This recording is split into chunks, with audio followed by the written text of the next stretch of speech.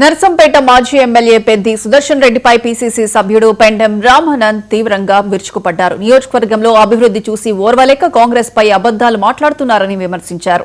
Assigned భూముల దందా చేసింది బీఆర్ఎస్ నేతలు కాదా అంటూ ఆయన ప్రశ్నించారు. 10 ఏళ్ల పాలనలో నియోజకవర్గానికి చేసిందేమిటని నిలదీశారు. దొంగ జీవోలు తెచ్చి ప్రజలను మోసం చేశారని, కోట్లు సంపాదించుకున్నారని ఆరోపించారు. ఇంకోసారి కాంగ్రెస్ నాయకులపై ఇష్టం వచ్చినట్లు మాట్లాడితే సహించబోమని రామానంద్ హెచ్చరించారు. ఫ్రీగా అడ్వర్టైజ్మెంట్ చేసుకుంటా మరి మా కాంగ్రెస్ నాయకులను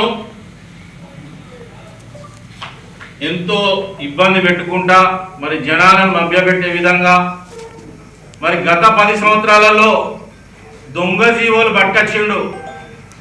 కనీసం మూతి దుడుచుకునేదానికి కూడా పనిచేయాలి. అవి మూతి దుడిచేదానికి కూడా పనిచేయవు, చేతులు దుడుచుకునేదానికి కూడా పనిచేయవు.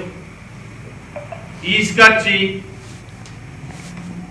10 ఏళ్ళలో ఒక రోడ్ వేసిండా, ఒక డ్రైనేజ్ కట్టిల్లా, మరి ఏం చేసిండా అని చెప్పి ఆయన మరి మేము తెచ్చినాం, అది తెచ్చినాం, ఇది తెచ్చినాం అని చెప్పుడు